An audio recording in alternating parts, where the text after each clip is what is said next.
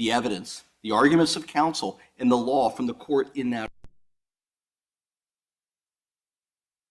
before you receive everything necessary for you to reach an informed decision. You must explain this rule prohibiting discussion of the case to your family and friends, and when the trial is over, you'll be released from this instruction. Not required to discuss the case and your experiences as juror. Until that moment, you must control your natural desire to discuss the case both here and at home.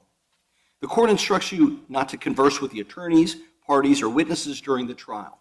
Likewise, the participants in the trial must not converse with you. If anyone should attempt to discuss the case with you, report the incident to the court or the bailiff immediately. You may not investigate or attempt to obtain additional information about the case outside the courtroom. It is highly likely result in a mistrial. You are not to engage in any form of instant messaging, texting, Twittering, or Facebook postings about your service as a juror until you're finally discharged as a juror. You're not to Google or use any search engine to inquire about the parties, attorneys, witnesses, or the court until you're finally discharged as a juror. You're not to perform any internet searches concerning the law, medical conditions, or any other issues, conditions, or evidence that may be mentioned during the trial until you're finally released as a juror. We are required to conduct this trial according to established rules. If you obtain information from any source except from the witness stand and from admitted exhibits and stipulations, that would violate those rules. To do so would be totally unfair to the parties and would lead to a mistrial. Please understand that these are direct orders of the court and must be obeyed by all jurors who serve on this case. Newspaper, radio, and TV. You're instructed not to read, view, or listen to any report in the newspaper, radio, or television on the subject of this trial. Do not permit anyone to read or comment upon them to you or in your presence. News reporters are not in the courtroom throughout the trial, so their impressions are incomplete. In this case, only upon the evidence received in the courtroom. If you should acquire information from an outside source, you must not report it to the other jurors, and you must disregard it in your deliberations. In addition, you should report the outside source of information to the bailiff or to the court at the first opportunity. Trial procedure. Ladies and gentlemen of the jury, the court and counsel will work on your case for trial as much as possible. Sometimes delays do occur, however, through nobody's fault. Motions come up during trial that must be heard outside the hearing of the jury. At other times, other cases unrelated to the case on trial come before the court for emergency action and need immediate attention. There may be times when you're sitting in the jury room not hearing evidence, but that does not mean that we have forgotten you or that the court is not busy. I'll apologize in advance for any of these delays, and the court will keep you informed about those matters as they come. The procedure for the trial is controlled by statute. First, counsel for the state, the prosecutor, will outline what he expects his evidence will be. Counsel for the defendant may then state what his evidence will be. These opening statements are not evidence. They are a preview of the claims of each party, designed to help you follow the evidence and understand the case as it is presented to you. In the presentation of the evidence, the state proceeds first.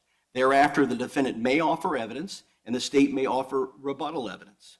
The trial itself concludes with the arguments of counsel and the instructions of law given to you by the court. Thereafter, you will deliberate upon your verdict. Before we hear opening statements of counsel and begin to take evidence, I believe it would be helpful if you were to have some preliminary instructions to follow in listening to and considering the evidence which you'll hear in this case. Later, after you have heard all of the evidence and closing arguments of counsel, I'll give you further instructions covering additional law which you are to follow in this case. It is the duty of the judge to instruct you in the law, and it is your duty to follow the law as I will state it to you both now and at the conclusion of the evidence. First of all, it is your exclusive duty to decide all questions of fact submitted to you. In connection with this duty, you must determine the effect and value of the evidence. You must not be influenced in your decision by sympathy, prejudice, or passion toward any party, witness, or attorney in the case. If in these instructions, or in the instructions which I will give you at the conclusion of the evidence, any principle or idea is repeated or stated in varying ways, no emphasis thereon is intended, and none must be inferred by you. Therefore, you must not single out any particular sentence or individual point of instruction and ignore the others, but rather you are to consider all of the instructions as a whole and are to consider each instruction in relation to all the other instructions. The fact that I give you some of the instructions now and some at the conclusion of the evidence has no significance as to their relative importance, nor has the order in which I give you the instructions. The case before you began with the filing of an indictment.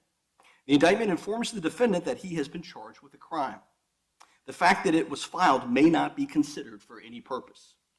The plea of not guilty is a denial of the charges and puts in issue all of the essential elements of the crimes.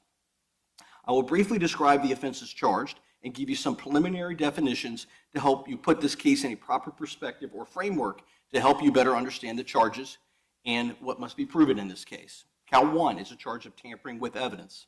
In count 1, the defendant is charged with tampering with evidence. Before you can find the defendant guilty of this charge, you must find beyond a reasonable doubt that on or about the 22nd? The 23rd, Judge. 23rd through the 24th of September of 2010 in Claremont County, Ohio, that the defendant, knowing that an official proceeding was in progress or was about to be or likely to be instituted, did alter, destroy, conceal, or remove any record, document, or thing with purpose to impair its value or availability as evidence in such proceeding or investigation. Count 2 is a charge of abuse of corpse. In count 2, the defendant is charged with abuse of a corpse. Before you can find the defendant guilty of this charge, you must find that on or about the 23rd through the 24th day of September of 2010 in Claremont County, Ohio, the defendant, who was not authorized by law, did treat a human corpse in a way that would outrage reasonable community sensibilities. Let's discuss evidence, credibility, and the burden of proof. Any fact in this case may be proven by either direct or circumstantial evidence. Direct evidence means exactly what the name implies, that it is evidence which directly proves a fact without having to infer that fact from some other fact. Direct evidence is usually the testimony given by a witness. It includes exhibits admitted into evidence during the trial, if any. Circumstantial evidence, on the other hand, is the proof of facts by direct evidence from which you may infer a fact in question. The law makes no distinction between direct and circumstantial evidence as to the degree of proof required, and facts may be proven by either type of evidence or a combination of them. Each is accepted as a reasonable method of proof, and each is respected for such convincing force as it may carry. Now, as jurors, you have the sole and exclusive duty to decide the credibility of the witnesses who will testify in this case, which simply means that it is you who must decide whether to believe or disbelieve a particular witness and how much weight, if any, to give to the testimony of each witness. In determining these questions, you will apply the test of truthfulness which you apply in your daily lives. These tests include the appearance of each witness on the stand, his or her manner of testifying, the reasonableness of their testimony, the opportunity he or she had to see, hear, and know the things concerning which he or she testifies to, his or her accuracy of memory, frankness or lack of it, intelligence, interest, and bias, if any, together with all the facts and circumstances surrounding the testimony. Applying these tests, you will assign to the testimony of each witness such weight as you may deem proper. You're not required to believe the testimony of any witness simply because it was given under oath. You may believe or disbelieve all or any part of the testimony of any witness. You should not decide any issue of fact merely on the basis of the number of witnesses who testify on each side of such issue.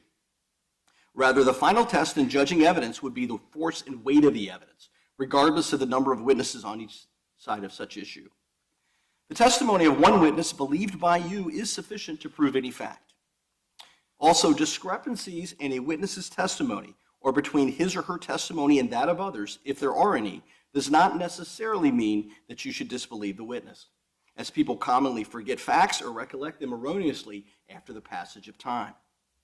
You are certainly all aware of the fact that two persons who are witnesses to an incident may often see or hear it differently. In considering a discrepancy in a witness's testimony, you should consider whether such discrepancy concerns an important fact or a trivial one.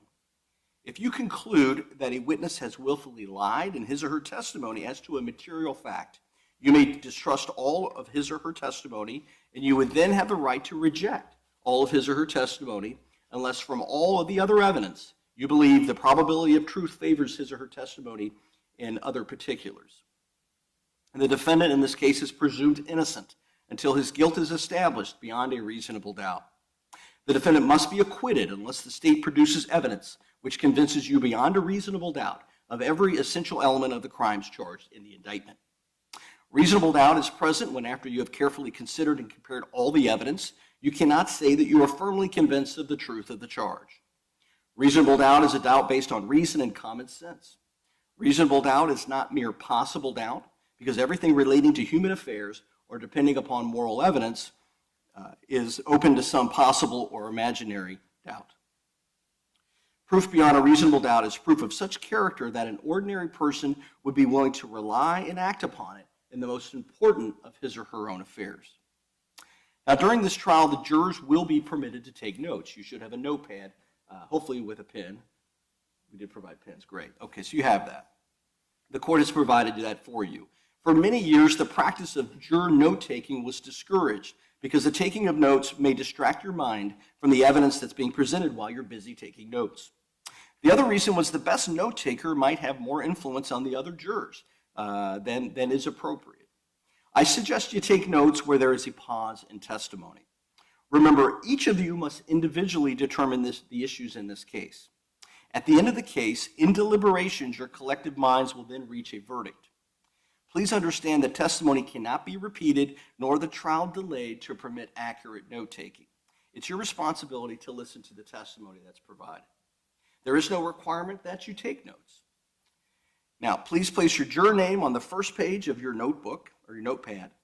The notepads will be collected at lunch break and each afternoon by the bailiff and evening recess. Your notes will be redistributed to you when we reconvene each time. You may not remove the notepad from the courtroom. However, during jury deliberations, you may have your notes with you in the jury room. All notes are confidential and for consideration of the jury only. After you have concluded your deliberations, your notes will be collected and destroyed. This concludes my preliminary instructions to you. I hope they will be of some assistance to you in listening to and considering the evidence. Please keep these instructions in mind as you listen to the evidence and statements of counsel. I may give you additional instructions during the trial.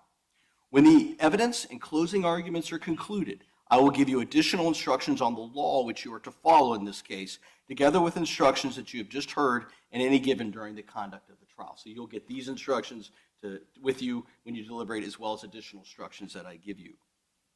At this time, ladies and gentlemen, counsel for the parties may have an opening statement. Opening statements of counsel are concise and orderly descriptions of each side's claims and defenses and the evidence counsel expect to produce in support of those claims and defenses. They are not evidence. Each side will address you once during opening statement. The state gets to go first. Mr. Zipper, May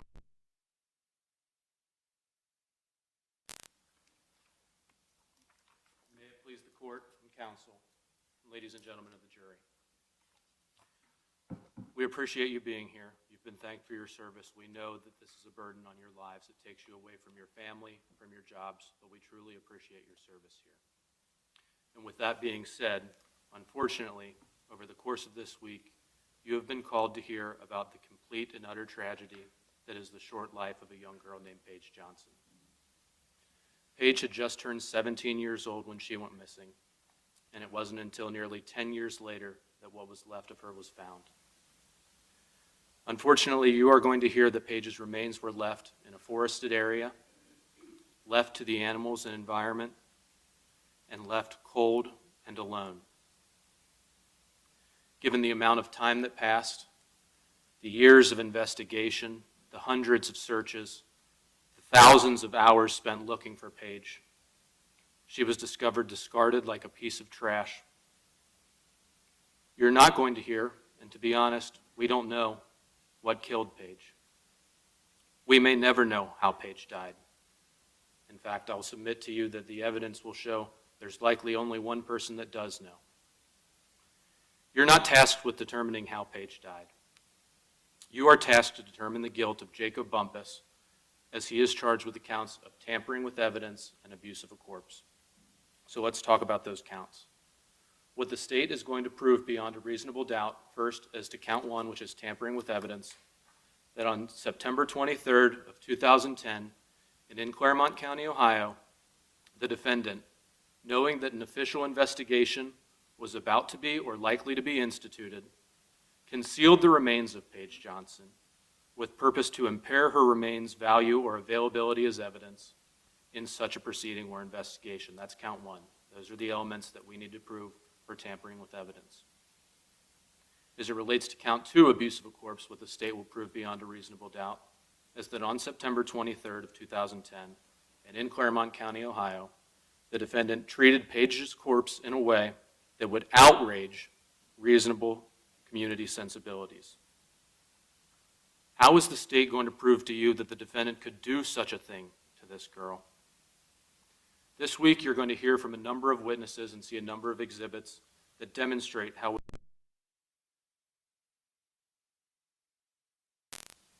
You'll first hear from Donna Johnson. That's bubbly, spunky, outgoing, a girl who never met a stranger, a girl who could be feisty, a girl who did what she wanted to do. Donna will tell you about the last time she saw her daughter at her apartment.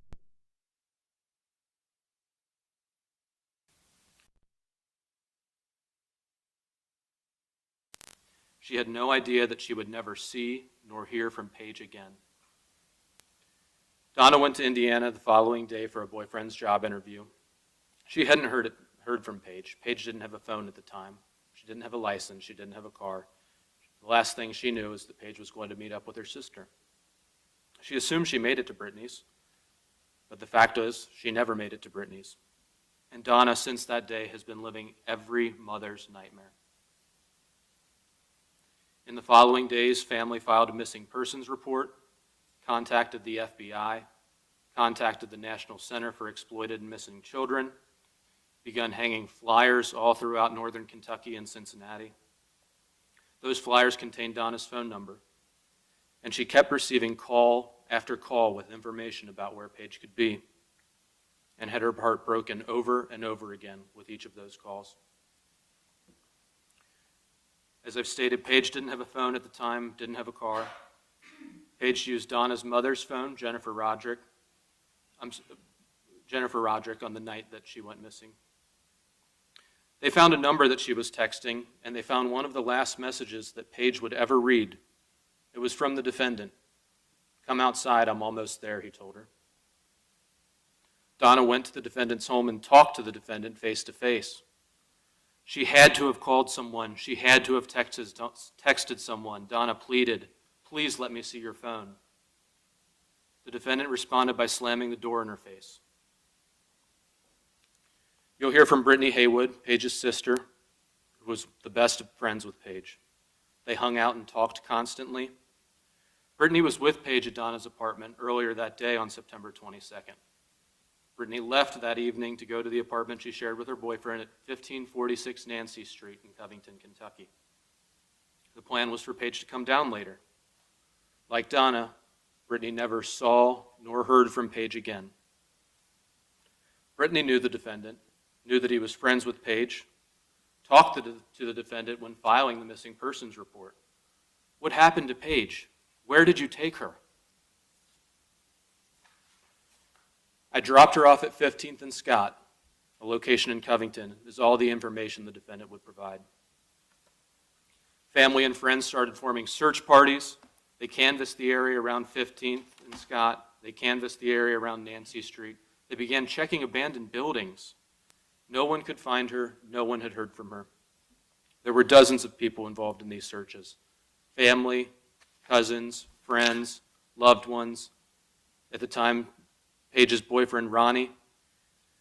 Never the defendant. Never again would the defendant talk to Brittany, provide any more information, or help them look for Paige. You'll hear from Ronnie Ryder, who was Paige's boyfriend at the time. Ronnie was working at a company called Cascade, working in a warehouse, and his shift on September 23rd started between 5 and 6 a.m. He didn't have a chance to see Paige that day.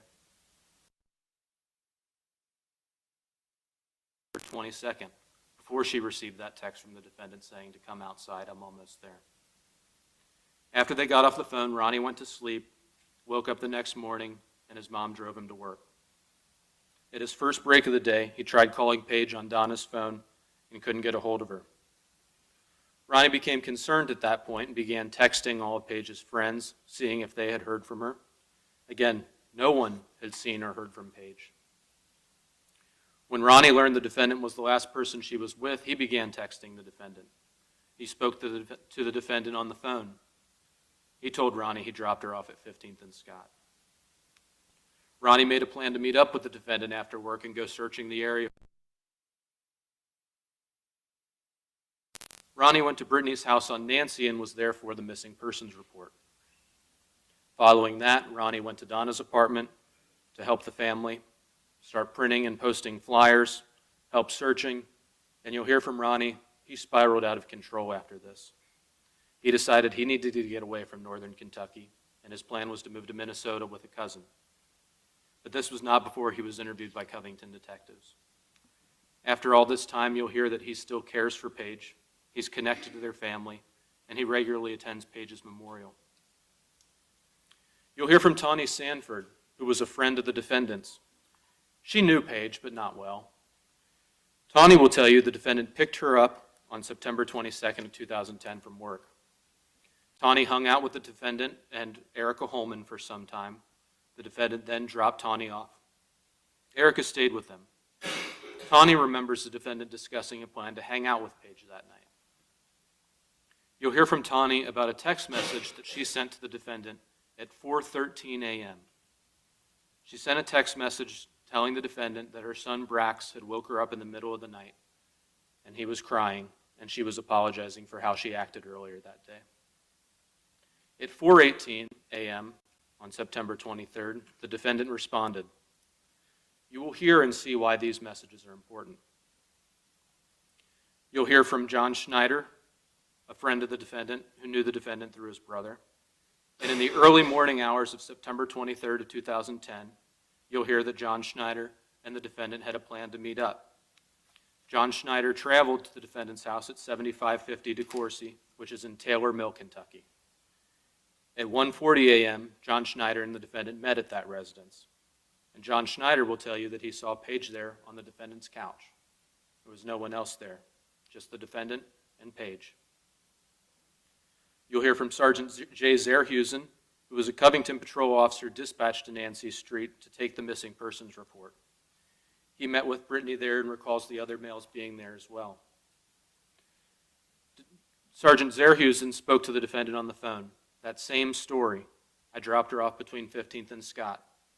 This time, the defendant added, it was sometime between 1 and 1:30 a.m.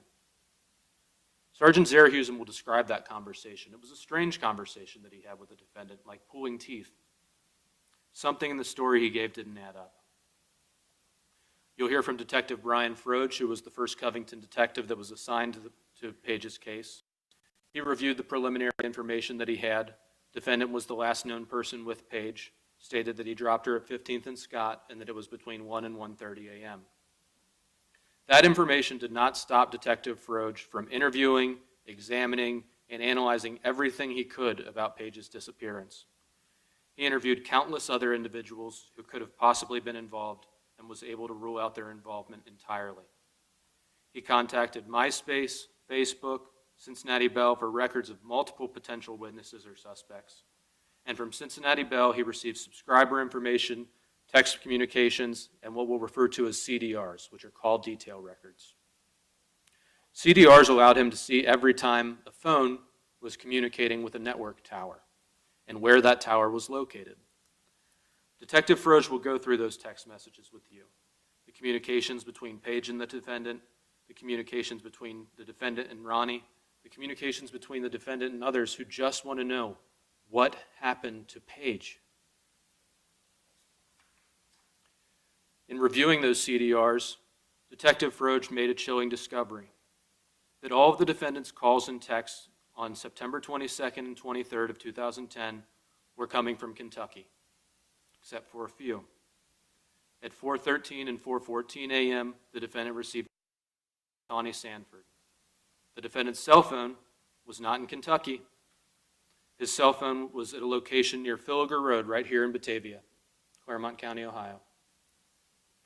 At 4:18 a.m., the defendant sent a text message in response to Tawny. The defendant's cell phone was not in Kentucky.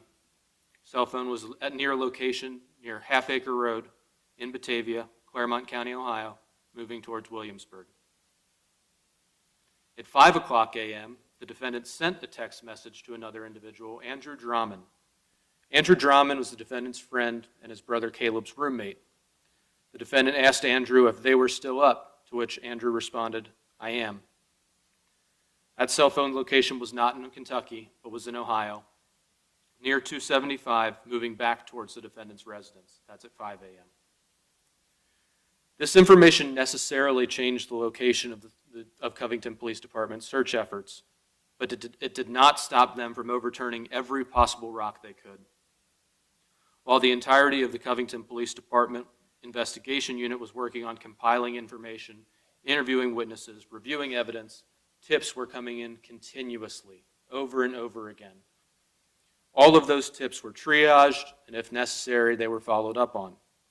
None of those tips led to the discovery of Page. You'll hear about a search that was conducted on October 20th, 2010 at East Fork State Park. Over 120 individuals were involved in that search with numerous agencies' support. You'll see maps of the search area, and you'll see just how close officers were to discovering Page just a month from the time she went missing. Again, this focus on the defendant in East Fork did not stop Detective Froge from continuing on. He thought, maybe I'm missing something. Maybe the defendant had a reason to be in Batavia, Ohio at 4 o'clock a.m. on September 23rd, 2010, in order to turn around and make his way home by 5 o'clock a.m. He could not find any legitimate reason the defendant would be here. That is, except for what happened to Page.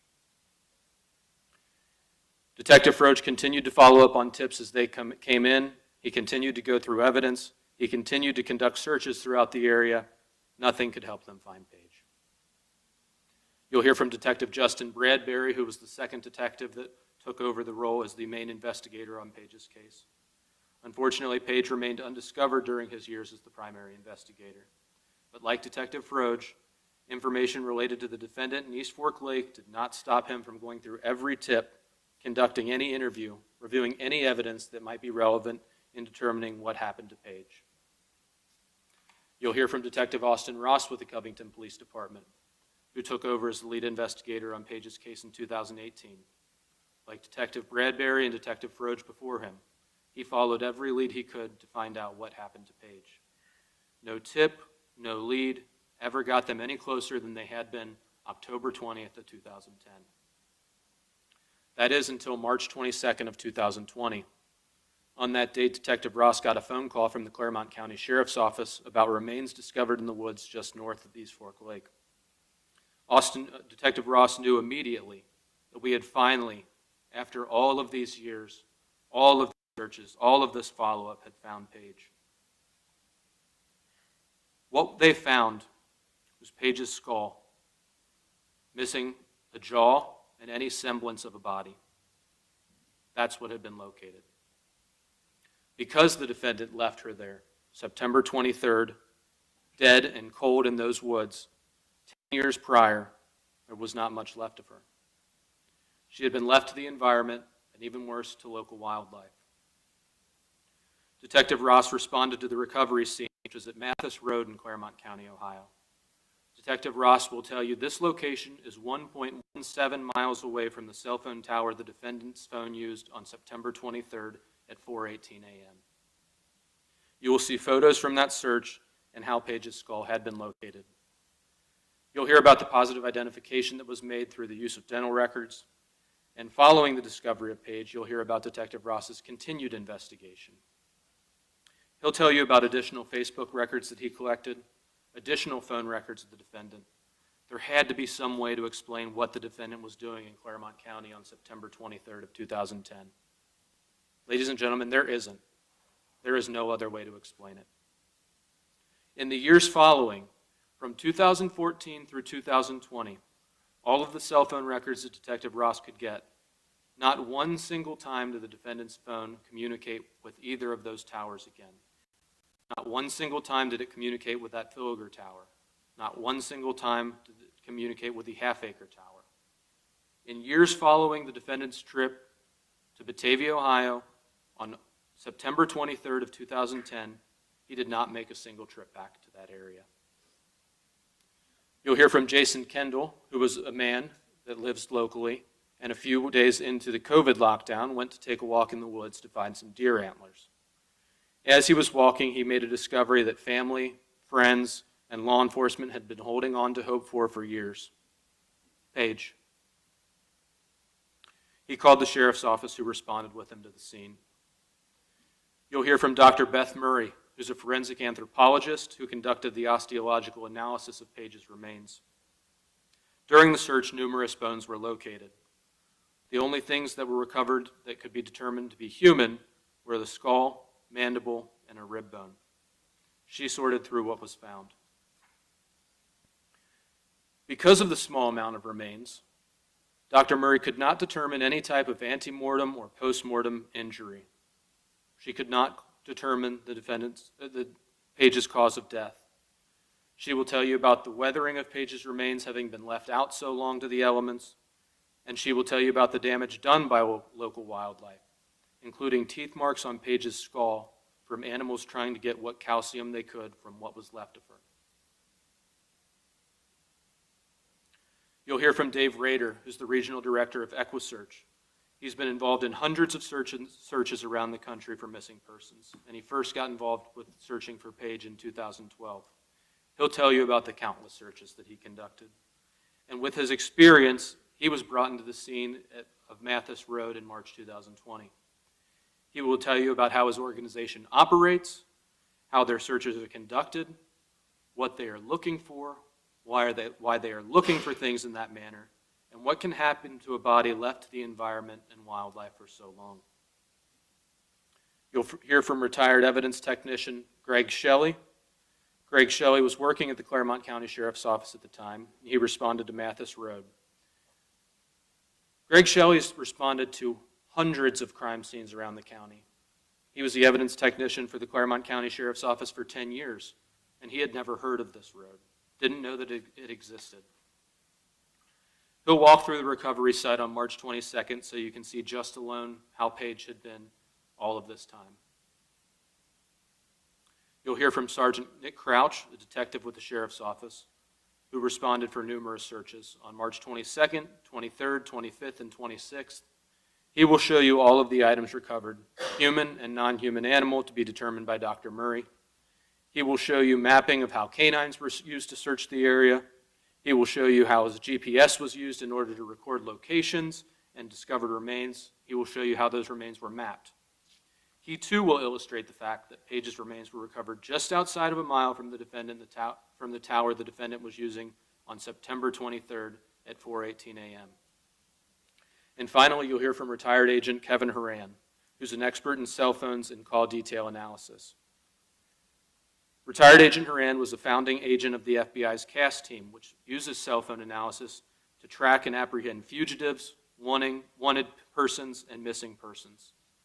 Retired Agent Horan will explain the tools and technology that allows him to do that, and he will walk you through the relevant portions of the defendant's CDR so that you can see for yourself the defendant's movements that night and morning of September 22nd and 23rd. You will see that the defendant began texting with Paige when he was at his brother's house on May Street in Ellesmere, Kentucky. You will see how the defendant moves south to the Richwood area, where he indicates to Paige he is at Triple Crown. You will see how the defendant moves north, tells Paige he has passed her exit, turns around and tells her to come outside. You will then see how the defendant travels back to his home at 7550 DeCourcy in Taylor Mill, where he remains until at least 2 o'clock in the morning. You will see how the defendant is then next located in Batavia in Claremont County, moving east towards Williamsburg from 413 until 418, using those towers you keep hearing about at Filliger Road and Halfacre Road. You will hear about the defendant moving back towards his residence at 5 o'clock a.m. when he texts Andrew Drummond asking if they are still up. You will hear the defendant remains at his home on September 23rd, 2010 until 3:15 p.m., and at 3:45 p.m. you'll see how the defendant has moved back to his brother's house on May Street in Ellesmere, Kentucky. What retired Agent Horan will also explain to you is what you will not see. You will see, as I've stated, that between 1 and 1:30 a.m., the defendant was at his residence at 7550 DeCourcy in Taylor Mill, Kentucky. You will not see the defendant was at 15th and Scott between 1 and 1:30 a.m., as he told officers for the first time when they took that missing persons report. In fact, you will not see the defendant was ever in the area of 15th and Scott the night and morning in question. You will see that on 3 prior occasions the defendant had been in the area, most recently of September 18th, 5 days before he told officers he was there. In all of the defendant's records that retired Agent Horan reviewed from the defendant's CDR at the time, the defendant had only been in that Covington location on 3 other dates. And you will certainly not see the defendant was in the area of 15th and Scott between 1 and 1:30 a.m. At the conclusion of this trial, there is only one reasonable explanation the defendant was in Claremont County, Ohio on September 23rd of 2010. He was dumping Page's body. We don't know exactly what happened to Page that night and morning. The defendant's not charged with anything that happened to Page outside of what he did with her body, and that's what the state is going to prove beyond a reasonable doubt. Whatever happened to Page that caused her death, the defendant knew there would be an investigation that took place when a 17-year-old girl died at his residence. He didn't want to be anywhere around that. He certainly did not want law enforcement to have access to Page's remains so they could conduct an investigation. So what did he do? He drove to Claremont County, somewhere rural near the state park, and dumped her. He dumped her with a complete disregard for the value of her life. He dumped her like she was nothing more than a bag of trash. A bag of trash that he did not want tied back to him. But we know it was him. There's no other reasonable explanation. To believe anything else is not reasonable. As such, the state of Ohio believes that you will be firmly convinced of the truth of the charges, that beyond a reasonable doubt, the defendant committed the offenses of tampering with evidence and abuse of a corpse. And as such, we ask you to find the defendant, Jacob Bumpus, guilty for the crimes with which he is charged. I appreciate your attention. Thank you. Thank you, Mr. Zipper. Mr. Serkin, on behalf of Mr. Bumpus, you wish to make an opening statement.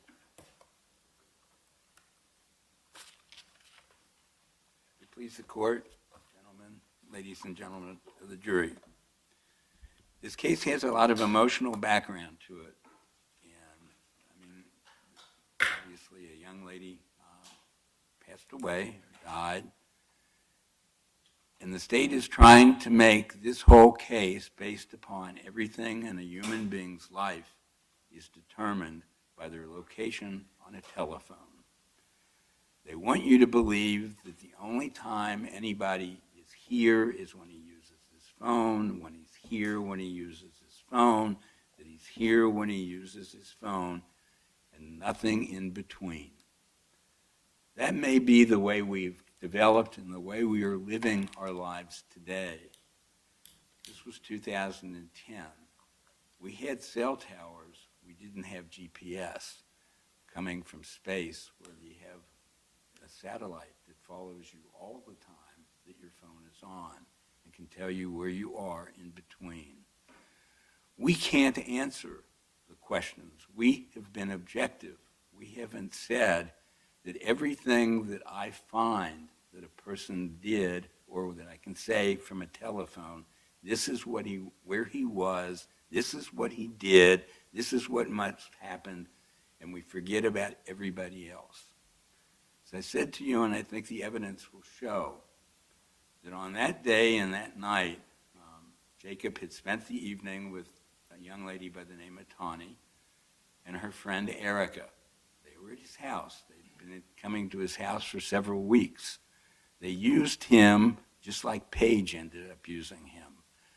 Jacob became the guy that if I pay some gas money or I give him some cigarettes, he'll take you places. He'll pick you up. He's a good guy. He had a car, and he knew how to drive, and he had a valid driver's license. He would pick Tawny up, and then he would go pick Erica up, and they would pick up. When he picked up Tawny, she brought his, at that time, I believe her son was maybe 16 or 17 months old.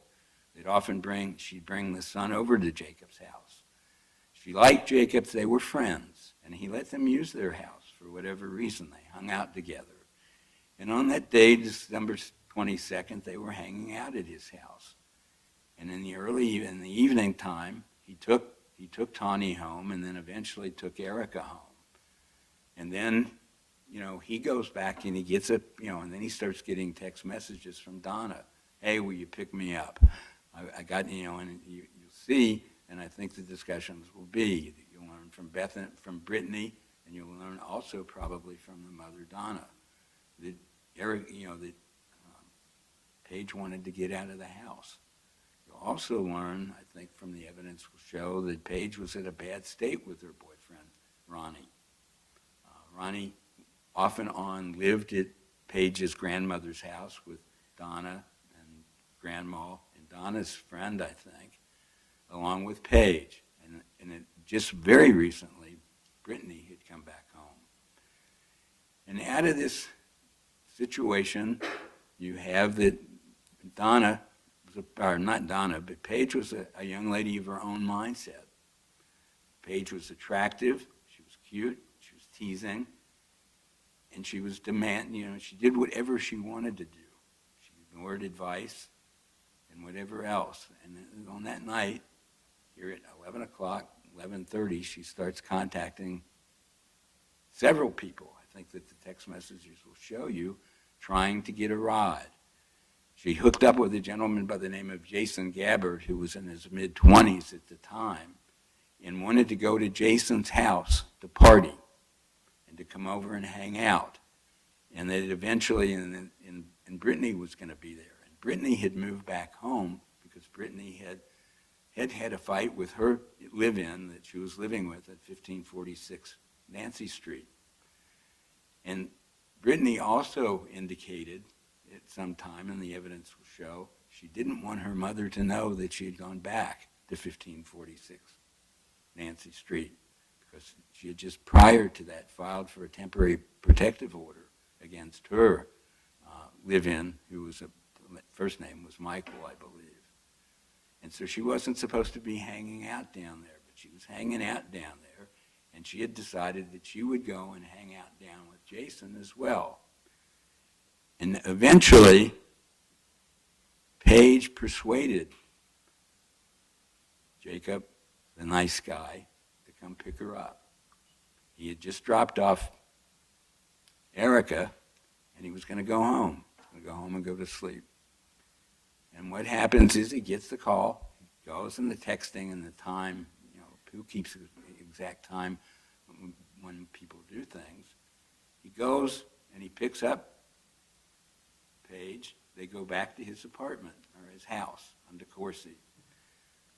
And at about that time, about 1:15, 1:30, 1:45, he gets a text message from a young man who wants to come over to the house. And he goes home and he says, fine, I'll be home in a little bit. I'll let you know when I'm there. And you just come over. And he does, about 1:46, 1:50 in that time range, says, I'm here. Guy comes over, John Schneider comes over, he comes in, he sees Paige.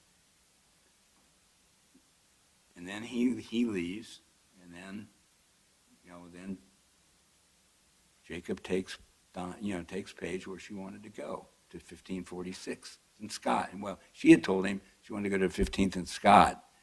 Now, 15th and Scott and Nancy are obviously not next to each other, but you'll find out from conversations and statements that Brittany made that she had told, and she had said at one time to Paige, that I live at 15th and Scott. So she has Jacob Paige gets dropped off at 15th and Scott, and from that point, Jacob doesn't know exactly where she went, and maybe he should have paid more attention to it, but he doesn't know where she went. She was expected at Jason Gabbard's at 1548, which was in adjacent, it's the same building, it's just a different address. It's an apartment building. And gets to be in, you'll see evidence that Jason and Brittany had communications between about 1 o'clock to 3 o'clock in the morning. Now, Jason expects the young lady to come to her place. And it's my feeling that in fact she did go there. She got off at 15th and Scott. It's only about a 6 or 7 minute, 8-minute walk. It's a 9-minute walk for somebody like me, but it's a very short distance. It's 2.5 blocks. And, you know, whether it is a bad section of town, I think we'll hear from some of the Covington officers what that area of town may or may not be like. But it isn't, you know, it's not the nicest neighborhood. But yet this young lady who always believed that she, nothing could ever happen to her. I mean, just the lifestyle that she was living, and that she had command of everything around her. And what happened to her, we don't know. I don't know. And we just assume that the only places that Jacob would ever be that during the course of his entire life would have to be associated to what is on text messages or the use of the telephone. That he had no life and he would be in no place at any time in his life that wasn't covered by the phone and by a text message, and that's where he was, and just assuming that that's exactly, and that's what's happened in this case. And this is what's happened, and this is what happened in the investigation of this case. What happens on that next day after he gets a call? He doesn't get a call by anybody until he gets this call from Zeryus, and I believe that maybe Jason may have called sometime in the morning saying that, you know, we do know, and you'll see text messages from Paige to Jason saying, I got a ride, I'll be down. The next message you may hear from me will be from a 513 number. What happens to be that Jacob does have a 513 number. Now, whether she had a phone with her with another 513 number, I don't know, because she never makes another call. There's no other call from that 1513 number to Jason. Now, whether that 513 number went to some other person other than Jason or to Beth and Brittany, we'll never know. We don't know.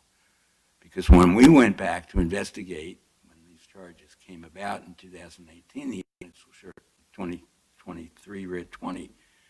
The evidence will show that when we contacted AT&T or the telephone company, they only kept records that had been subpoenaed to the grand jury back in 2010 over in Canton County, who was conducting an investigation. And so those were the only records that they had were for a limited time period from September 18th or something like that through maybe October 10th or 11th of 2010. So we were not able to go back and show whether there had been several calls or whatever that Jacob may have made from the city, in the city of Covington. We only had those that were within that limited time frame, and really and truthfully, the only time frame that's really important and relevant in this case, the evidence will show, are text messages between September 22nd and September 23rd. The evidence will also show that on September 24th or 23rd, later that day, I believe that Tawny and Erica came back to Jacob's house. And the evidence will also show that they were at his house on September 24th. And they were there with their child, that Tawny had her child. And that Taylor Mill police came because they had gotten an investigation. And what is really curious about the situation is the night that finally Paige doesn't show up to 2:30, 3 a.m., 4 a.m., 5 a.m., 6 a.m. to Jason Gabbert, so they say. She never showed up there. They don't call anybody. They don't go looking for her. 8 o'clock in the morning, they don't call police. 10 o'clock, they don't call police. They don't call police until Ronnie gets off of work. And Ronnie comes over to Jason and Brittany, where Jason and Brittany are, at Jason's apartment. At that point, they call, and Detective Zeryus and our patrolman, Zeryus, had taken the call, had gotten it from dispatch, and he goes there. And what's really interesting to me is, despite the fact that Brittany had been living at home, we know that Brittany left home before Paige was picked up and before she left home. But yet you'll see on that police report, they describe, there's a description of the clothes that Paige was wearing. And that's making an assumption. Or she was there and we saw what she was wearing. And I assume that that's evidence, if you look at it objectively, may be evidence that she was there because they describe it. Then there's a little arrow that says at home. I don't understand what that means, and you'll probably get an explanation when Officer Zare using this here. He doesn't say this is what Paige normally wears. She's wearing a hoodie, and I forget what the rest of it will be on the report, and he'll testify to that. But it's strange to me that they give a description of what the clothing was at that time rather than saying, I don't know. What's also very interesting about that particular night, and you're going to hear this from Ronnie, the poor, broken-hearted guy, he loved her deeply. They had an on and off relationship, but there's some connection between Paige, Jason, and Ronnie.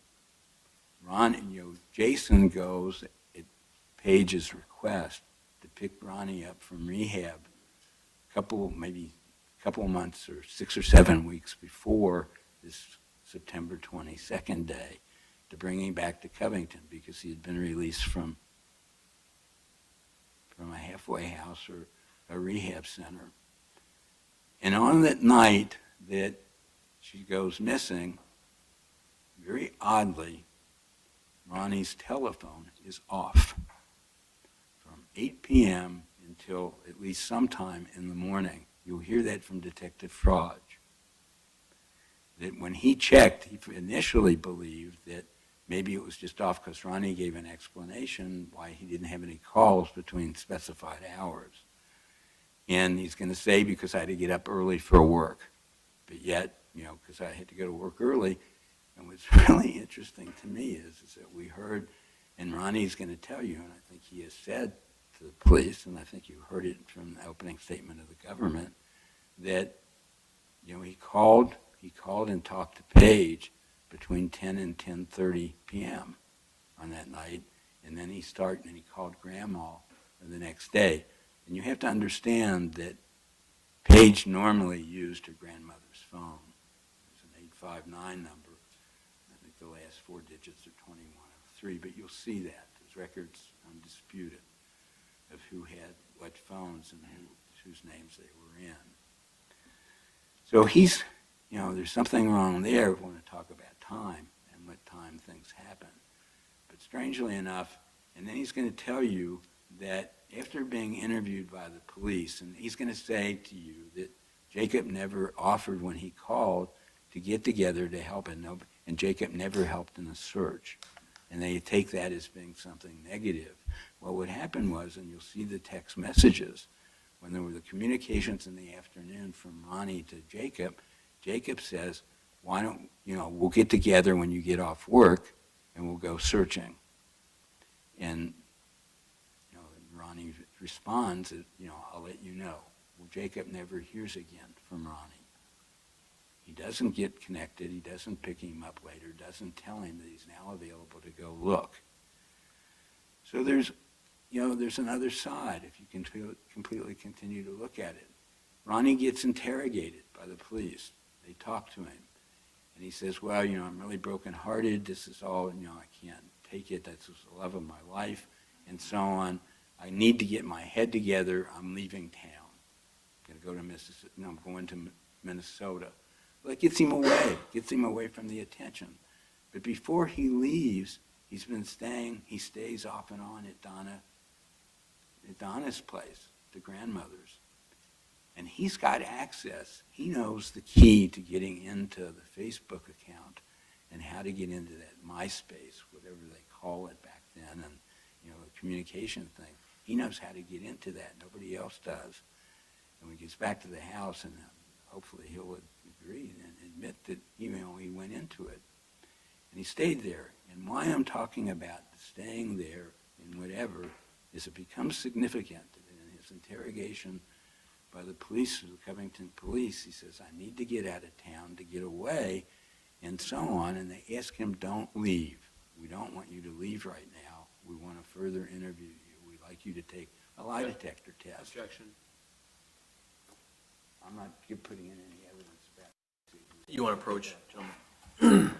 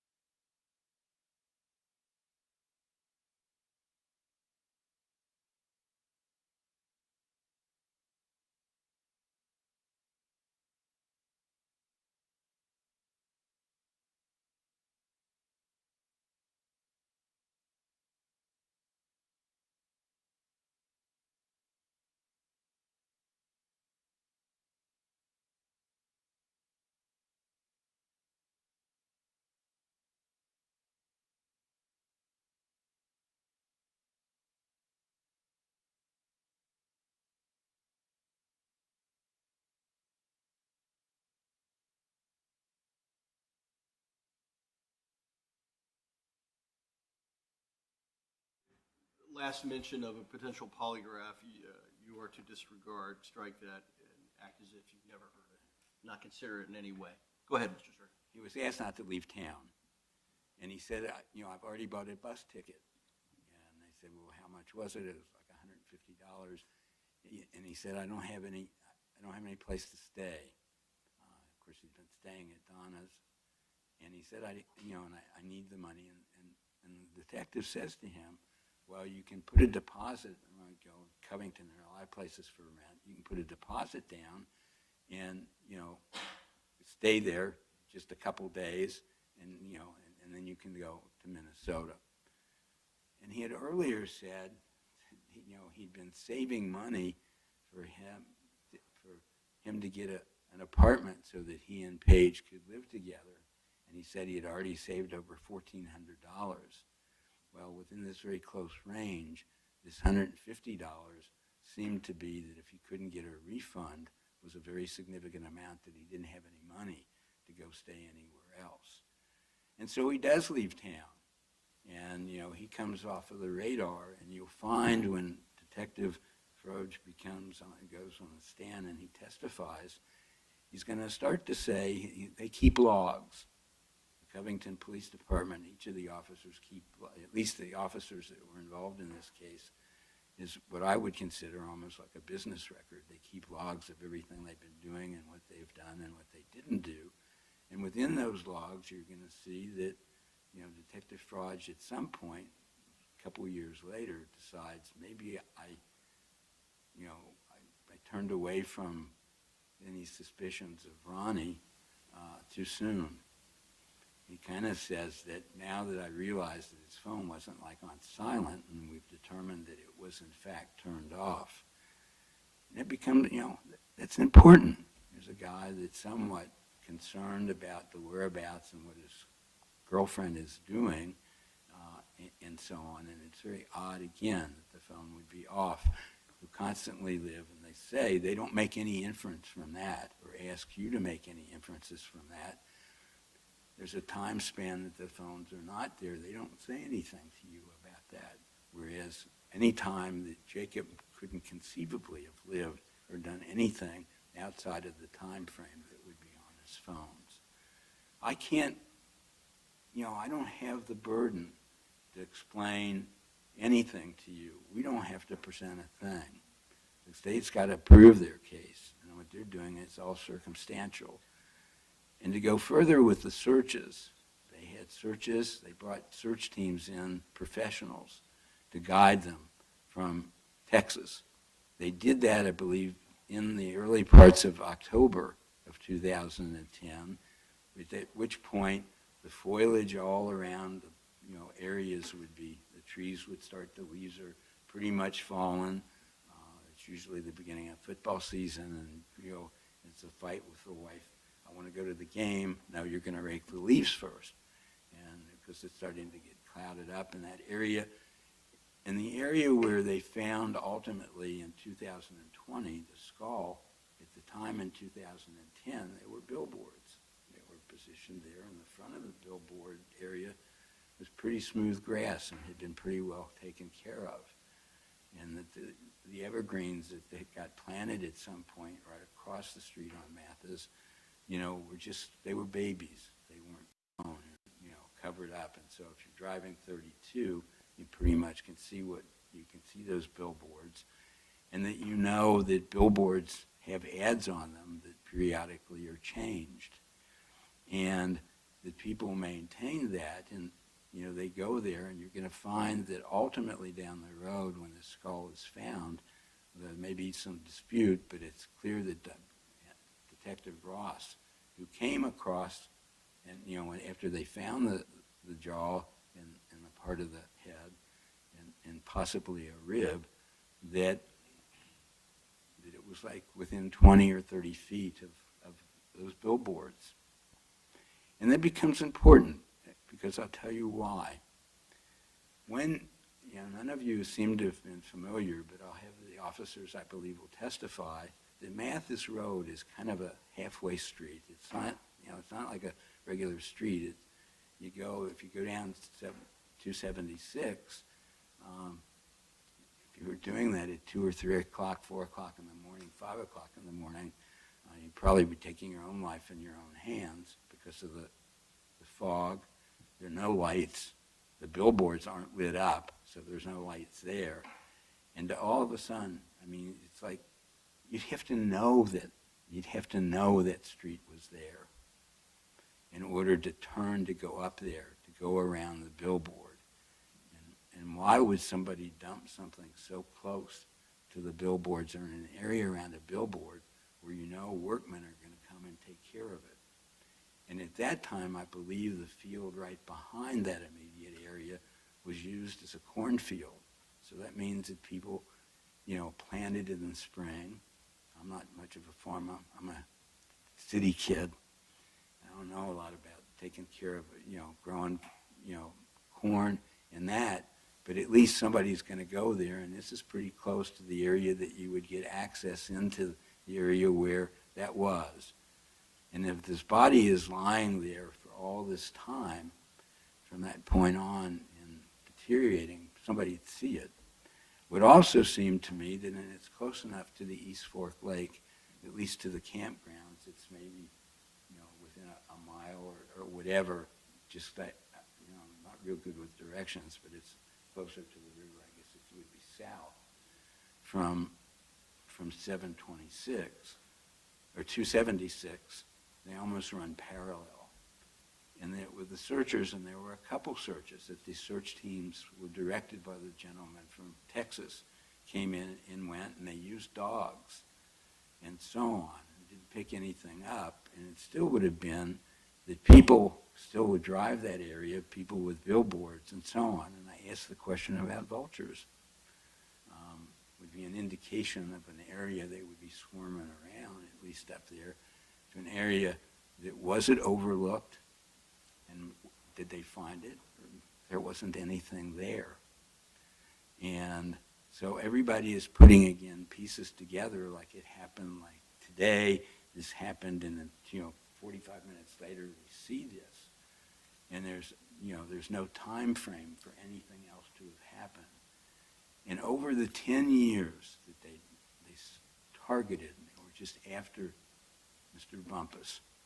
And every time they recreate and whatever would come, they would go with Mr. Bumpus. If they were so sure that it was Mr. Bumpus and he put the body in Claremont County in this area off of 276, in this street that you have to know it was there to go up it, at least in the time frame that they're using these hours for this stuff. And here, because a ping goes off of a cell tower at 4:13 or 4:18, the ping at 4:13 was Tawny wanting to check up to see if did Jacob take Erica home, or were they still together? And that's what he texts us back in the communication, and that's why you'll hear Tawny tell you that she started to text Jacob at about midnight and she fell asleep. And when her child woke her up at 4 o'clock or whenever it was, she realized that she saw on her phone, can't live without our phones, that she had started a text message to Jacob. But the fact is that, if I'm on 32 and I'm driving by Half Acre, I don't have to be right next to it. It doesn't mean I'm on Half Acre. It means I'm there. And it's the same thing down on Flagler. Coming up 32, it would go off. The tower on Flagler isn't right on 32. It's down by the sheriff's department. And then it goes up and around. And then, just, again, making the assumption, because I really believe it's Bumpus. It's only Bumpus. And everything and anything that you could look at to draw an inference it's Bumpus is all the police ever did. And the interference you'll hear from the family, and I really hate to make the suggestions of anything or involvement with family members and how this child was raised and the environment and this independence that she had. It's a very difficult situation because I don't to tell other people how they should raise their children or what they should do. But if you have apprehensions letting your daughter go out at 11:30, 12 o'clock, 1 o'clock in the morning. And you're going to learn that Paige was expected back for the morning because she was going to babysit for either her younger brother or Brittany's child. I don't know which one for sure. So that the mother with her boyfriend and perhaps the grandma were going to drive to Indiana, down where the Toyota or Honda place is, near Greenburg, Indiana, for a job interview. And so they wanted to leave in the morning, get up in the morning. Who's going to take care of the kid? She's not there. Mother doesn't call the police. Mother starts frantically running around to find a car seat. Goes down to Covington to get a car seat so they can go. And she leaves, and I hate attacking that, concern or whatever. And she says that she felt something bad happened when she got that call when they were down in Indiana, and she turned around and came back. She had this feeling that something terrible had happened. And you're going to hear the same thing from Brittany in her interview with the police. And I hope the state shows you that interview in the condition that Brittany was in at that early on, like a week or two later. Worried about her cell phone, and actually talks to her boyfriend from jail because he calls from jail and interrupts the interview. But she says that, deep down, I think she's deceased. And why that early, when they're talking about that Paige often goes away for periods of time, not letting anybody know, why would she have felt differently and make a comment like that? Did she have any knowledge? Was she the last to be with Paige? Was Jason the last to be with Paige? That's where she was headed. I don't know, and I can't prove that because I've not talked to Jason. He probably wouldn't talk to me. And so, again, it's all circumstantial evidence. And you're going to find out that Ronnie's, his life went into spiral. Didn't just go into spiral in 2010 after that, because he got convicted of several offenses thereafter. And very important ones. One was sexual engagement with a family member who was a minor. Then he escaped. And tampering with evidence. Tampering with evidence. There's something common about that. One of the charges here. And he spent time, and he got out on parole in 2018 or 19. But then let's take the other part of everything. We went out, family went out and started putting posters everywhere. Did they put the posters to call the police department? No. Put their number. Take it into our hands. And looking at it when we make circumstantial evidence, I want to know what other people are saying. I want to censor it.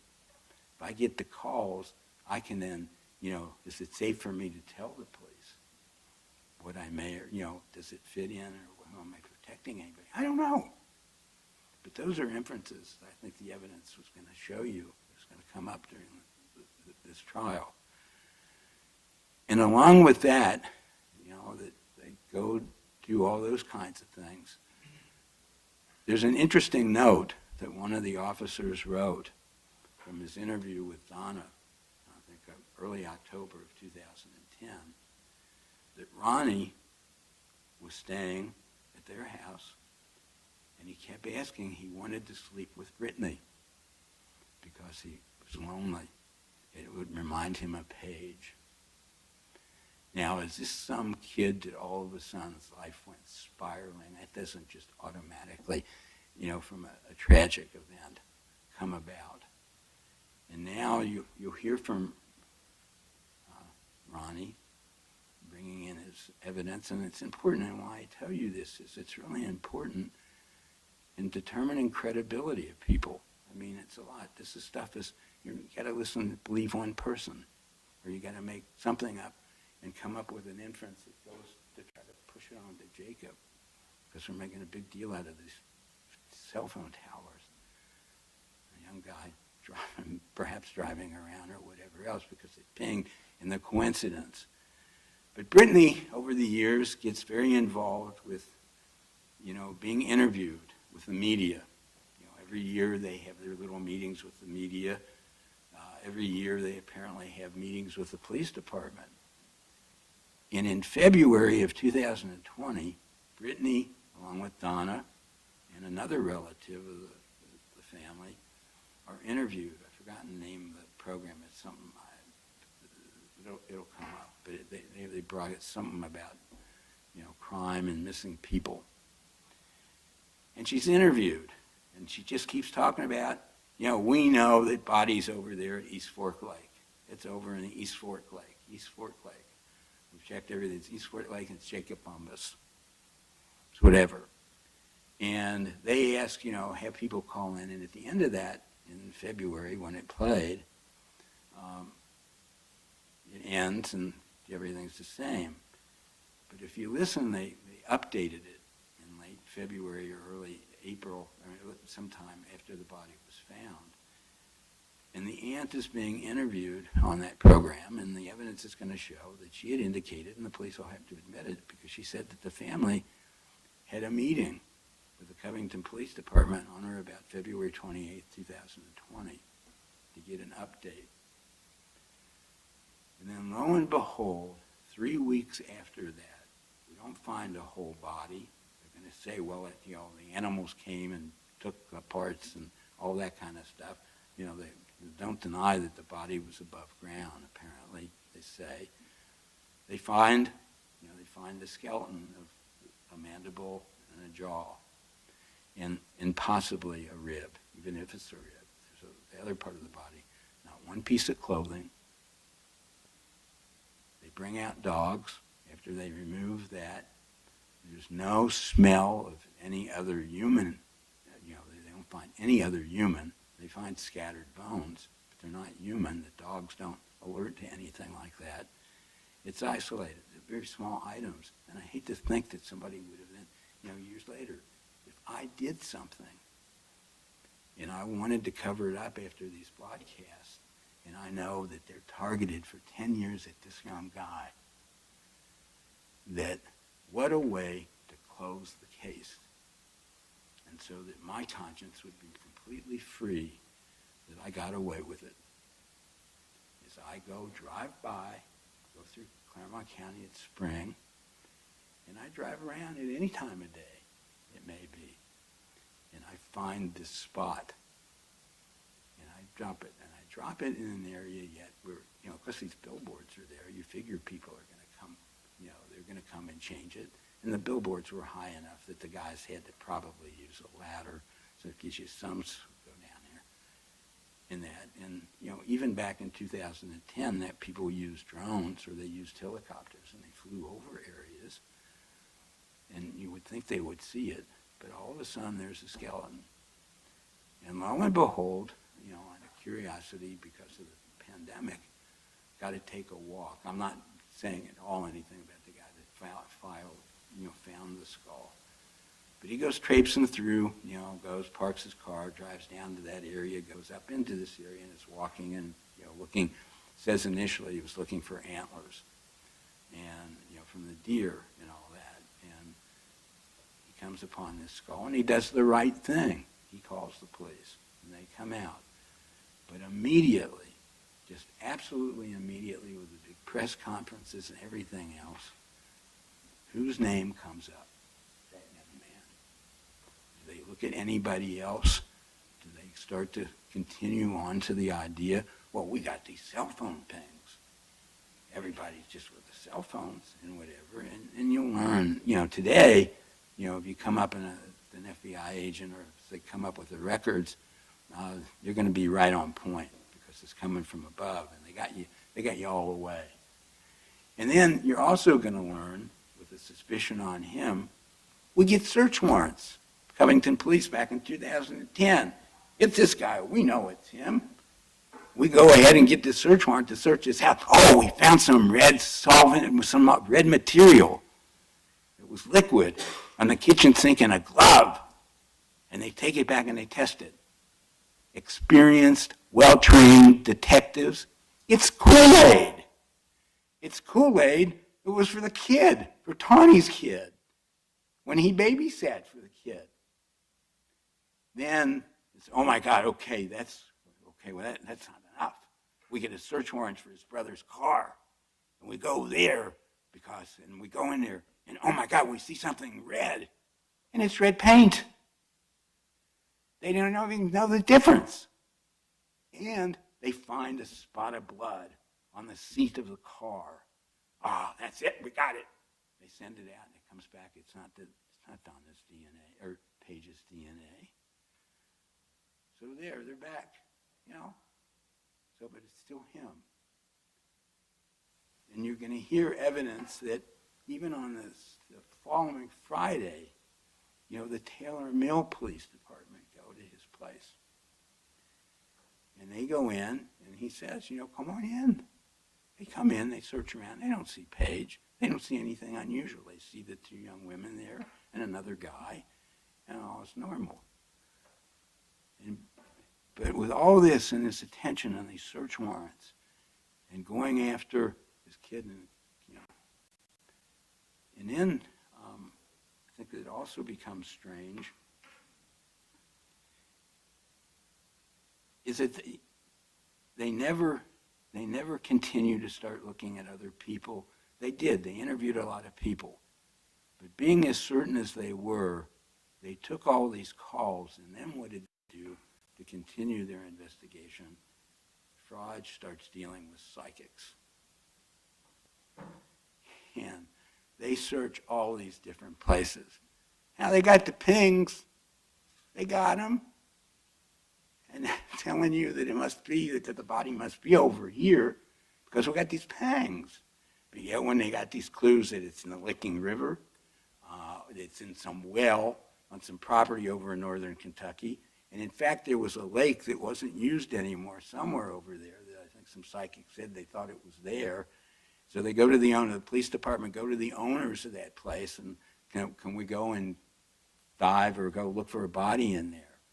And they say, no, but we're going to be draining that because we're going to build apartments there. And so after it is, you know, emptied and they go out and look at it, they found some animal bones. They didn't find anything of Page. But they continued doing that, concentrating their efforts on all this wild goose chase, but yet, you know, they were sure this is the guy because we got the pangs.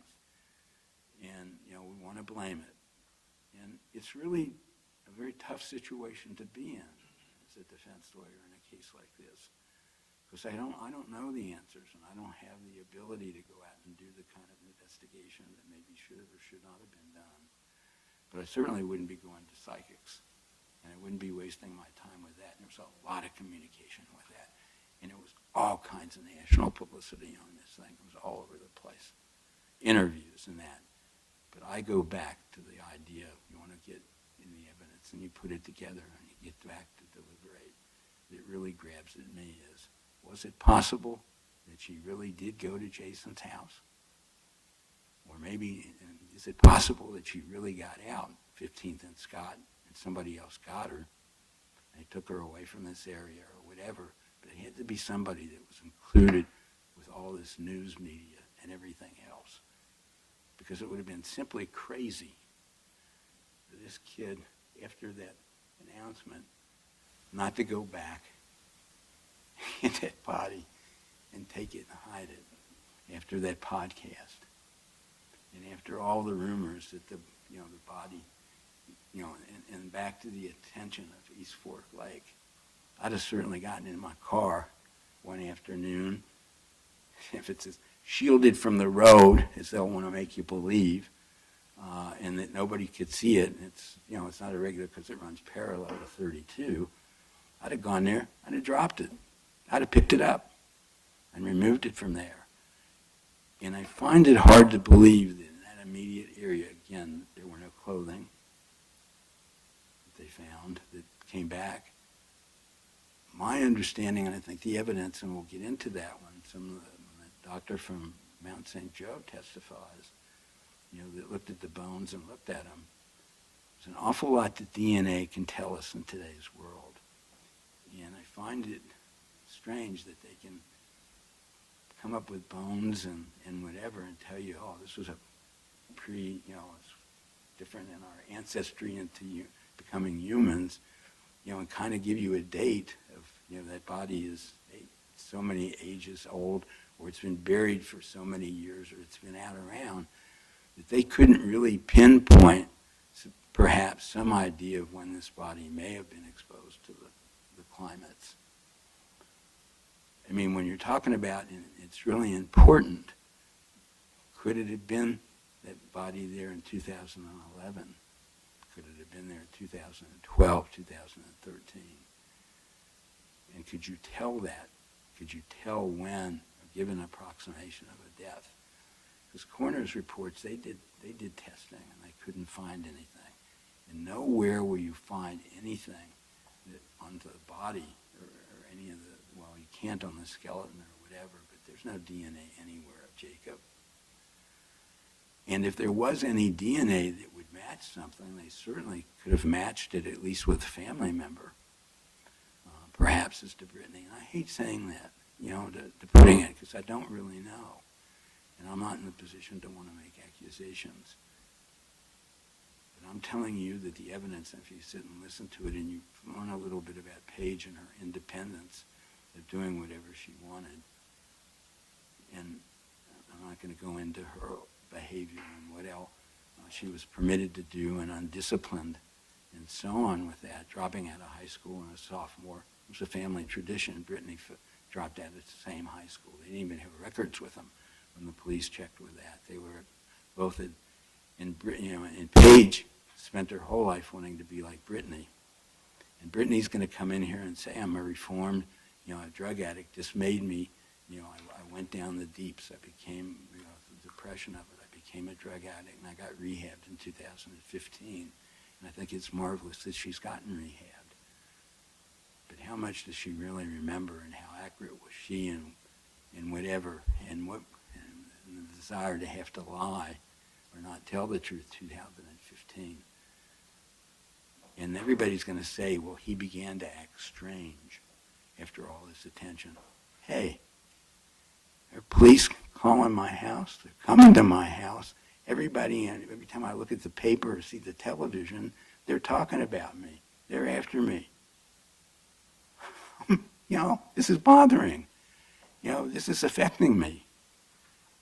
And it, the reputation is spreading on me.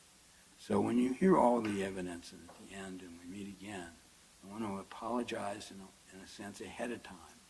If you think that, I ask some questions to the mother or the sister and they get emotional, I'm not trying to be brutal. I'm not trying to do anything. I want to know answers too. And I think at the end of it, you will find that there's reasonable doubt. And remember, that's important. And also remember, we don't have to do anything. They got to prove their case. And I'm not using that as a shield or whatever, because I can't, whatever answers we give, somebody's going to twist it. It's going to be twisted to be, you're going to hear from John Schneider, how he went in the beginning, said there was nobody there. And then the officers got a little bit heavy. Well, we know you were there, and it started when they got really okay. And they also made promises to him. Look, we don't care about whatever, drugs or whatever. Just tell us. Just tell us. And so he wanted to, he was there. I'm not arguing that he went over there. But I'd have been scared. And they're using his interpretation is because when he called and he's asking questions about somebody that he already knew that they were looking for somebody apparently now missing, and he says, well, he was nervous. Well, how many of you received out of the blue a phone call from a policeman? When you get a call from a policeman, it's the first thing that goes to your mind. Well, I get nervous. I get nervous when a policeman's behind me and I'm driving and they're behind me. I'm making sure I'm doing everything right. I get nervous. And I know them. I've been in practice around umpteen years. And I know millions, but I know a lot of police officers, and I still get my heart, the pulse rate goes up. And so to make an evaluation, oh, he must be involved because he sounded nervous. If he didn't sound nervous, there's something wrong with him. I think he's a hardened criminal. But anyway, at the end of the case, I'm going to come back here and I'm going to believe it. I think the testimony is going to be pretty much as I said. There are going to be little disputes about certain facts. I mean, there really are no disputes about them. But they cannot, in this case, did not sustain their burden of proof. All it is speculation. And in our country, people don't get convicted on speculation. And I'm going to ask you, and I think you will, return a verdict of not guilty. Thank you.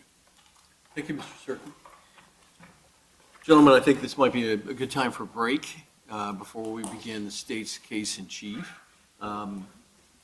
Anything on behalf of the state before we break and I give the recess instruction? Nothing from the state, Judge. Anything on behalf of Mr. Bumpus before we break? No, Your Honor. Thinking maybe 10, 15 minutes, give them an opportunity to refresh themselves, prepare themselves for the testimony to begin. Ladies and gentlemen, I'm going to give you this recess instruction a lot of times during, you're going to probably have it memorized at the end. As I said earlier, do not discuss the case amongst yourselves. Do not permit anyone to discuss it with you or in your presence. It is your duty now not to form or express any opinion on the case until it's finally submitted to you. I'll remind you again, the most important aspect of your jury duty and service is simply to refer to the rules and admonitions that I've given you previously, not to obviously not to have any contact with any type of media devices or anything like that where you may learn something outside of the courtroom about the case, and certainly don't discuss the case amongst yourselves. So I have a little after 10:30, so let's come back, try to get back maybe at 10:45.